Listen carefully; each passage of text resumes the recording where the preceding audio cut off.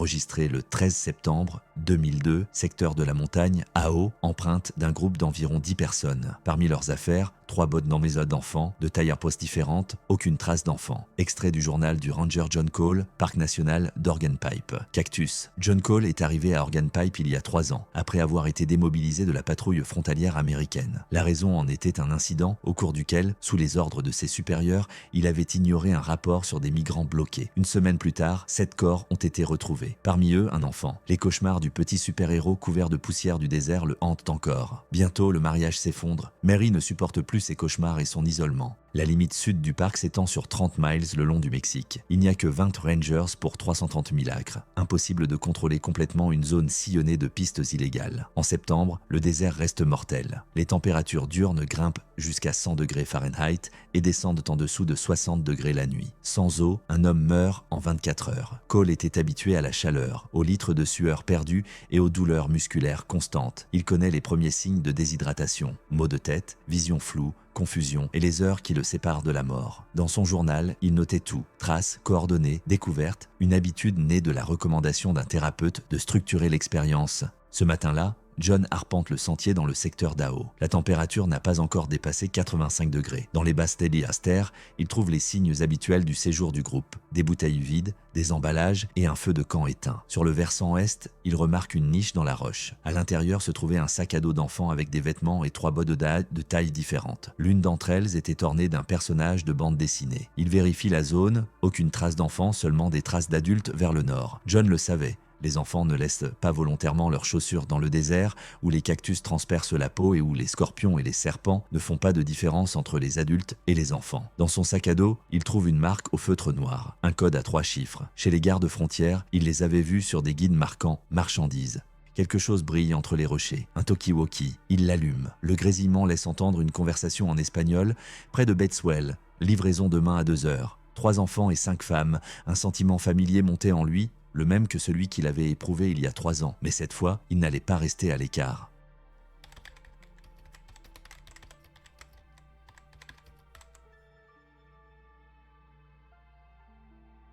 Michael Reed accueille le rapport de John avec une irritation visible. Le chef des gardes forestiers d'Organ Pipe se frotte nerveusement l'arête du nez. Sa chemise d'uniforme sombre dans la sueur, malgré l'air conditionné en marche. « Oubliez ça, Cole. Il suffit de classer l'affaire comme une intrusion de routine », dit-il en s'adossant à sa chaise. John pose le sac de preuves et le magnétophone sur la table. Il insiste sur le fait qu'il s'agit d'un cas particulier. Les articles pour bébés étiquetés et les négociations sur le transfert des personnes indiquent qu'il s'agit de quelque chose de plus que de la contrebande ordinaire.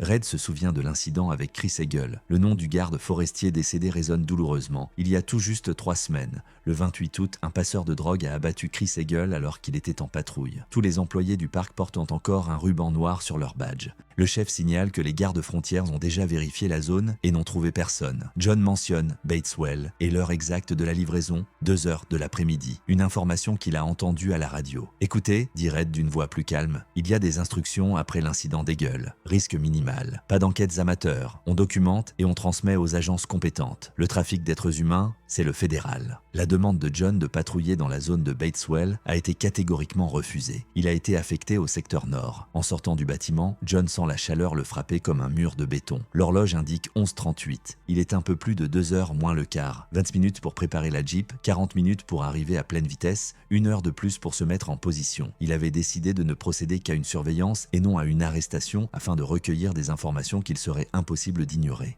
Entrée datée du 14 septembre 200, heure 11h40. La direction a ignoré des informations sur le trafic d'êtres humains dans la région de Bateswell. Je mène ma propre surveillance. La route desséchée qui mène à Bateswell serpente entre des fourrés de cholas et de cactus opuntia. Le site historique, avec sa ferme abandonnée, est rarement visité par les touristes en raison de son éloignement et de son manque de commodité. L'endroit idéal pour un rendez-vous secret. Laissant la Jeep derrière une colline à un demi-mile de la ferme, John continue à pied. Le soleil est au zénith et il n'y a presque pas d'ombre. La sueur coule le long de son dos et s'évapore dans l'air sec. À travers ses jumelles, il distingua des détails. Un puits abandonné, un moulin à vent rouillé, la carcasse d'une grange. Pas de mouvement pour l'instant. Il s'installe derrière un rocher, enlève son chapeau, boit une gorgée d'eau et se prépare à attendre. Mes pensées reviennent aux événements d'il y a 3 ans. L'agriculteur José Ramirez parlait d'un groupe de migrants qui s'était égaré dans le canyon. Il y a des femmes et des enfants parmi eux. Je les ai vus depuis la crête. avait-il déclaré à l'époque. John a simplement promis de transmettre l'information à la patrouille en service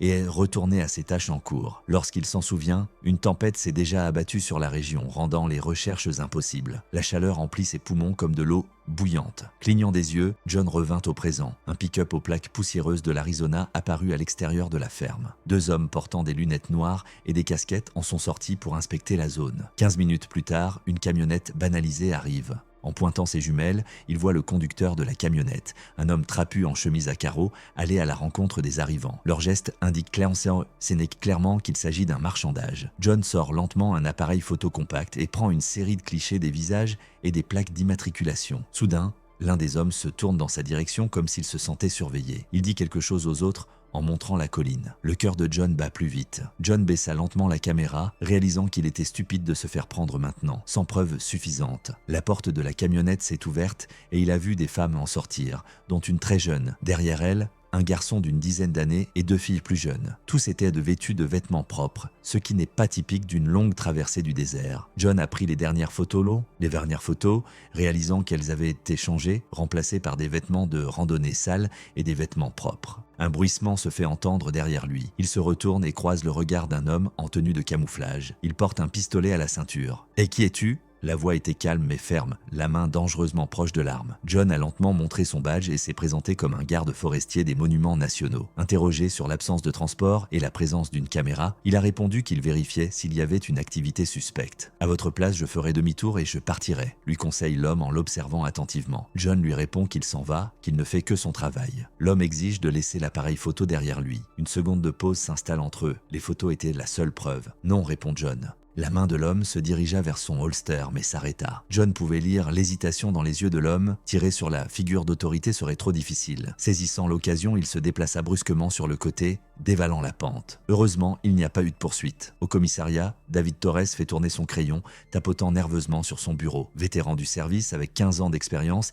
il est l'un des rares à connaître tous les recoins du parc. « Alors, qu'avez-vous vu ?» demanda-t-il lorsque John entra. « Reed a dit que tu étais dans le secteur nord aujourd'hui. » John explique le changement d'itinéraire par une nécessité opérationnelle. Lorsqu'il entendit parler du puits Bates, David fredonna, notant que l'information se répandait rapidement dans le parc et recommanda la prudence après l'incident des gueules. « J'ai vu les enfants, David. Ils sont transportés comme de la marchandise, » dit John. Le visage de Torres s'assombrit. Il s'enquiert des plans de John, notant qu'à eux seuls, ils ne résoudront rien contre le système. Il s'agit d'une entreprise avec beaucoup d'argent et des personnes puissantes. Lorsqu'il est question de remettre les images au bureau fédéral, Torres secoue lentement la tête, demandant si John est sûr d'avoir raison. 14 septembre 2002, heure 17:20. J'ai observé le transfert de migrants, y compris d'enfants. J'ai pris une photo. David Torres montre un intérêt inhabituel, écrit John dans son journal. Dans la soirée, alors qu'il téléchargeait des photos sur son ordinateur, John a vu Elizabeth Lopez, une employée du centre d'accueil des visiteurs issue d'une famille locale aux racines mexicaines. Elle a rapporté l'appel à Red et a ajouté à voix basse « Les informations ont fait état de migrants disparus, des femmes et des enfants. Ils ont été vus pour la dernière fois il y a 2 jours près de la frontière. » John lui demande d'où elle tient cette information. Elizabeth répond que son cousin a disparu de la même manière l'année dernière et que personne n'a enquêté sur l'affaire. Il demande une rançon ? Il précise « Les femmes sont généralement retenues pour une rançon. Si les parents aux États-Unis ne paient pas, elles sont vendues. Les enfants aussi »,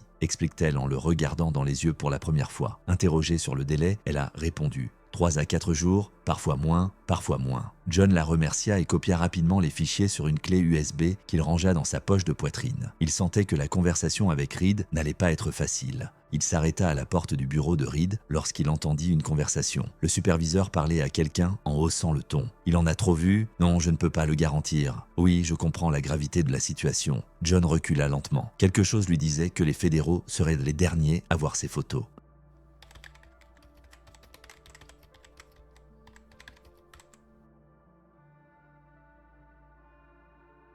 John se réveille 1 heure avant l'aube. Pendant la nuit, des images d'enfants et de femmes provenant de la camionnette l'ont hanté. À 4 heures du matin, il planifie déjà son itinéraire. Entrée datée du 15 septembre 2002. Décision prise. Les coordonnées mènent à la partie orientale de la Sierra de Santa Rosa. Le canyon de Bonitas est l'itinéraire le plus probable. Le seul moyen d'accéder à l'eau. Au cours de ses 3 années en tant que ranger et de ses 7 années dans la Border Patrol, John a appris à connaître les pistes des contrebandiers. À la mi-septembre, lorsque les températures dépassent les 100 degrés Fahrenheit, même les guides expérimentés ne prennent pas le risque de se priver d'eau. La recherche s'est donc limitée à 3 pistes. 2 d'entre elles étaient bien surveillées. La troisième, qui passe par Bonitas, était dangereuse en raison des risques d'inondation pendant la saison des pluies, mais présentait désormais un itinéraire idéal. Après avoir rassemblé l'équipement nécessaire, John informe le dispatcher qu'il doit patrouiller dans le secteur Est. Gomez ne pose aucune question. John est bien programmé dans cette zone. À 5 heures du matin, sa Jeep est en route pour le début des gorges. La journée promet d'être chaude jusqu'à 108 degrés. Au centre administratif, Michael Reed examine nerveusement des rapports. Ses mains tremblent. Un appel téléphonique le fait grimacer. Au cours de la conversation, il insiste sur le fait qu'il ne peut pas arrêter quelqu'un sans explication et demande plus de temps. En raccrochant le téléphone, Reed regarde longuement la photo d'une jeune femme partiellement cachée sous des papiers. John laissa la Jeep à un demi-mile de l'entrée du canyon. Le soleil levant chauffait déjà les rochers. Près du début du sentier, il aperçut les traces d'un groupe qui venait de passer. Le passage étroit du canyon de Bonitas se rétrécit tellement par endroits qu'ils doivent se faufiler sur le côté. Après 1 heure de voyage, John trouva un lieu de repos. Des mégots de cigarettes, des emballages et des empreintes de pas de plusieurs personnes. Grâce à ces empreintes, il identifie 2 guides armés et un groupe d'une dizaine d'hommes. Le ciel s'est couvert. Une tempête de sable approche peut-être, mais il est trop tard pour faire demi-tour. Il a déjà parcouru plus de la moitié du chemin. Bientôt, John entend des voix. Se plaquant contre un rocher, il jeta un coup d'œil prudent dans le virage. À la source d'eau se trouvent 2 hommes armés, 5 femmes et 3 enfants. L'un des guides parle dans son talkie-walkie en regardant le ciel, tandis que l'autre remplit des bouteilles. Le vent se lève et soulève le sable. Les guides échangent un regard et le groupe se met en marche. Soudain, le bruit de rochers qui s'effritent retentit derrière eux. Une chèvre de montagne effrayée. Le bruit attire l'attention du guide qui se dirige vers la cachette de John. La tempête de sable recouvre le canyon en quelques secondes. La visibilité est réduite à quelques mètres. Le guide était proche, mais il ne pouvait pas distinguer la silhouette du ranger dans l'épais nuage de sable. John se déplace le long du mur, en contournant le parking. Après 20 minutes de progression dans la tempête, il entendit des cris. À un petit endroit, le sentier se sépare. Les traces indiquent que le groupe s'est divisé. Certains montent, d'autres avancent dans le canyon. Les cris d'un enfant venaient d'en haut. Il commença à gravir le sentier en ruine. La tempête se calma aussi soudainement qu'elle avait commencé. Sur une corniche, John trouva une femme avec 2 enfants, une fille d'environ 4 ans et un garçon de 6 ans. La femme recula de peur. John se présente en espagnol, montre son badge et explique qu'il est venu pour aider. La femme répondit que les hommes avaient conduit les autres plus loin dans le canyon, y compris sa sœur et sa nièce. Le guide avait abandonné les 3, probablement parce que les enfants ne marchaient pas assez vite. Lorsqu'on lui demanda où les autres étaient reconduits, la femme décrivit un endroit au mur bleu, non loin de l'ancienne route. John reconnaît dans cette description un motel abandonné juste à l'extérieur des limites du parc, l'abri idéal pour transporter des gens. Il a appelé un hélicoptère pour l'évacuer, en précisant qu'il s'agissait d'un sauvetage de touristes perdus. Il ne voulait pas prendre de risques. On ne sait pas qui aurait pu entendre les conversations. 15 septembre 2002, heure 11h40. Sauvetage d'une femme, Maria Hernandez, 29 ans, et de 2 enfants. Les autres, dont sa sœur et sa nièce, ont été emmenés dans un motel abandonné sur l'ancienne route 45. En retournant vers la Jeep, John remarque qu'un véhicule du parc s'approche. Au volant, Michael Reed. Le directeur a l'air épuisé. Reed s'enquiert de ce qui se passe sans sortir de la voiture. John lui explique qu'il est en train de secourir des personnes qui se sont perdues pendant la tempête. Ils échangent un long regard. Reed a alors averti à voix basse que John ne savait pas dans quoi il s'engageait. Lorsque John a posé la même question au superviseur, il a simplement proposé de monter dans la voiture pour emmener les victimes à la base. Après avoir remis les blessés au médecin, John se dirigea vers sa Jeep. Reed l'attend à la voiture. Sans préambule, il lui avoua qu'il était suivi par les personnes qui contrôlaient le transfert. Lorsque John a demandé qui exactement, Reed a dit l'horrible vérité, ils avaient sa fille. Il n'a pas terminé la phrase sur les implications de son avertissement, mais il a donné à John une information clé. Les murs bleus signifient la ferme de Jiménez, et les captifs doivent être emmenés à minuit ce soir. La jeune fille, sauvée du canyon, grelottait encore dans le bureau du médecin. Lorsque John s'est assis à côté d'elle, elle lui a parlé en espagnol de sa cousine qui avait peur. Lorsqu'on lui a demandé où elle se trouvait, la jeune fille a décrit une maison aux murs bleus où de nombreux enfants étaient enfermés. John connaissait la ferme Jiménez, un rancho maison bleue situé à 10 miles de la limite du parc. Il décida de ne pas avertir les autorités officielles. On ne savait pas jusqu'où s'étendaient les relations des contrebandiers. Il ne voulait pas non plus risquer la fille de Reed, mais il était certain qu'il ne pouvait pas laisser l'histoire se répéter comme il y a 3 ans. Cette fois, il ne laisserait pas ses enfants mourir dans le désert. John note dans son agenda 15 septembre 2002, 16h30, réception d'informations sur le site de rétention des migrants, la ferme Jiménez, déplacement du groupe à minuit. Reed agit sous la contrainte. Ils ont sa fille. Préparation d'un plan de surveillance.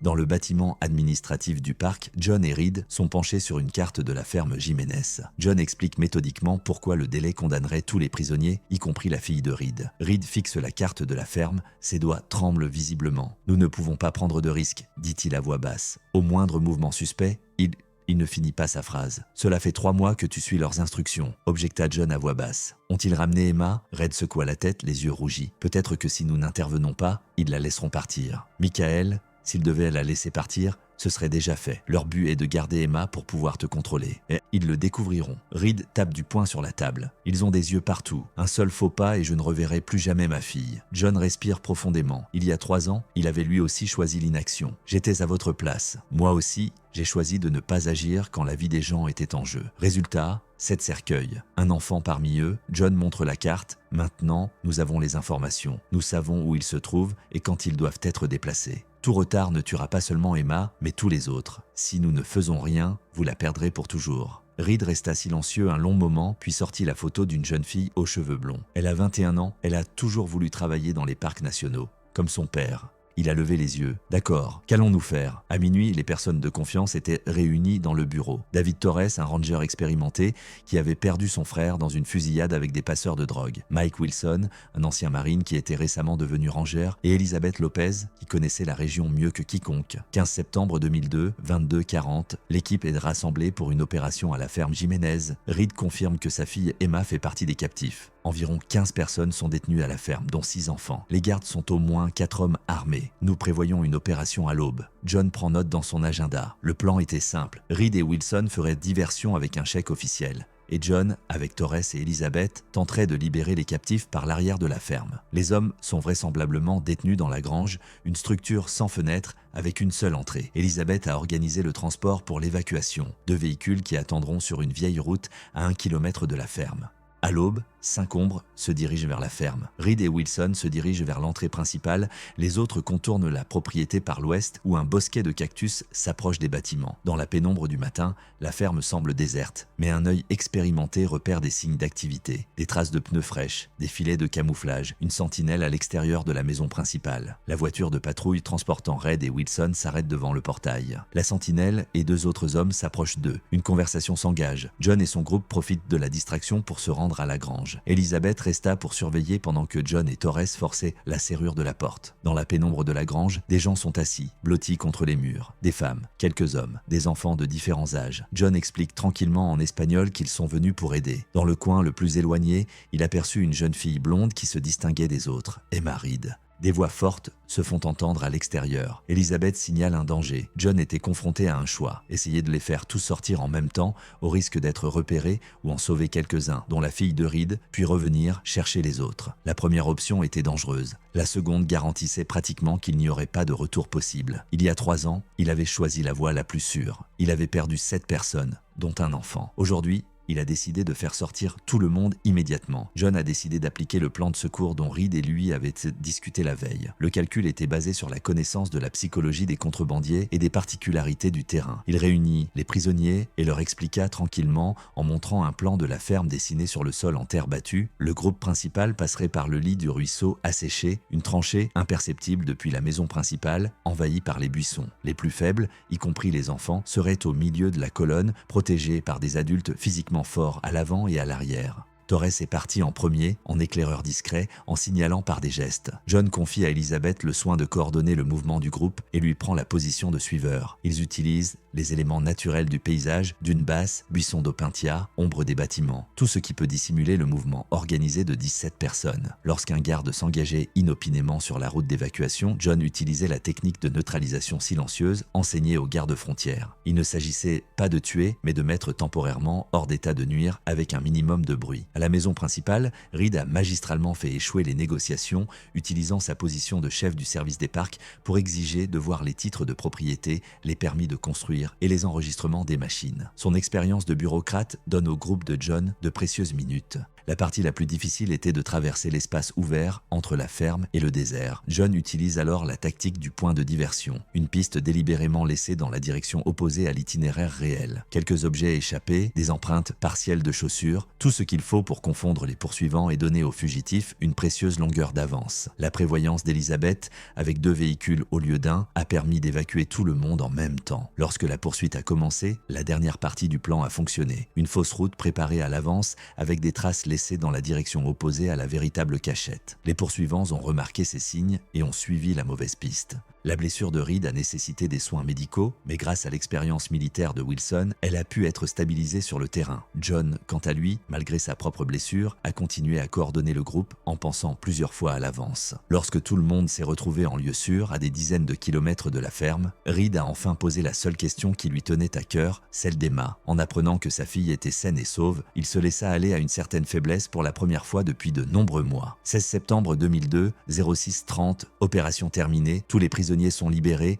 y compris Emma Reed, blessée. Monsieur Reed, blessure par balle à l'abdomen, état stable. G. Cole, blessure par balle au bras, poumon. Les captifs ont été transférés dans un lieu sûr. Les agences fédérales ont été informées.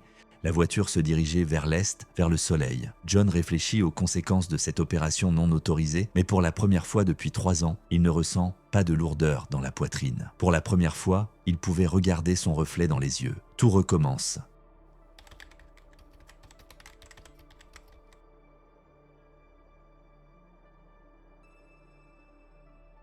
Le soleil d'automne peignait les falaises d'une couleur dorée. John se tient sur le pont d'observation de la montagne Ao et contemple le désert qui s'étend devant lui. Son bras gauche est encore légèrement bandé, mais les médecins ont dit qu'il pourrait être enlevé dans une semaine. L'enquête sur les événements survenus à la ferme des Jiménez s'est achevée il y a une semaine. Le bureau fédéral s'est attribué la responsabilité de l'opération couvrant les actions non autorisées des gardes forestiers. De nombreux détails sont restés dans l'ombre, ce qui a arrangé toutes les personnes impliquées. Reed a pris sa retraite, officiellement pour des raisons de santé. Avec leur fille, ils s'installent dans le Colorado où, selon Reed, il y a moins de sable et plus d'arbres. Emma a décidé de terminer ses études et de travailler avec des enfants ayant vécu des expériences traumatisantes. Les migrants libérés ont bénéficié d'un asile temporaire et d'une chance de régularisation. Maria Hernandez et ses enfants vivent désormais chez des parents à Phoenix. Elle a envoyé à John une courte lettre contenant de simples mots de remerciement et une petite croix tressée à partir d'herbes du désert, une protection sur la route, comme elle l'a écrit. David Torres a accepté de diriger le service des gardes forestiers d'Organ Pipe. Sa première décision est d'augmenter les patrouilles frontalières et d'améliorer la coordination avec les agences fédérales. Elizabeth continue de travailler au centre d'information, mais dirige désormais un programme de protection pour les migrants échoués dans la nature. 5 octobre 2002, heure 17:40. Dernière entrée dans ce journal. Un nouveau groupe de rangers est arrivé aujourd'hui pour renforcer la patrouille frontalière. Je vais superviser leur formation. Il y a beaucoup à leur apprendre sur cette terre et sur les gens qui la traversent. John referme son journal et regarde le soleil couchant. Les empreintes de pas dans le sable s'effacent rapidement, mais le souvenir demeure, tout comme les décisions que nous prenons à ces carrefours du désert et du destin. Mes amis, vous venez d'entendre l'histoire du garde forestier John Cole du parc national d'Organ Pipe Cactus. L'histoire d'un homme qui a essayé de se racheter et qui a fini par sauver non seulement les migrants, mais aussi lui-même. Mais vous êtes-vous déjà demandé ce qui se passe actuellement à la frontière? Selon les chiffres officiels, pour la seule année 2001, plus de 400 personnes sont mortes en tentant de franchir la frontière dans les déserts de l'Arizona. Et combien de cas n'ont pas été signalés? Combien de traces ont été effacées à jamais par le désert? Que pensez-vous des choix faits par John? Existe-t-il des situations où suivre les règles revient à trahir l'humanité? Et surtout, combien d'autres histoires, passées inaperçues pour la plupart, se déroulent en ce moment même à l'ombre des cactus Organ Pipe? J'attends avec impatience vos réflexions dans les commentaires.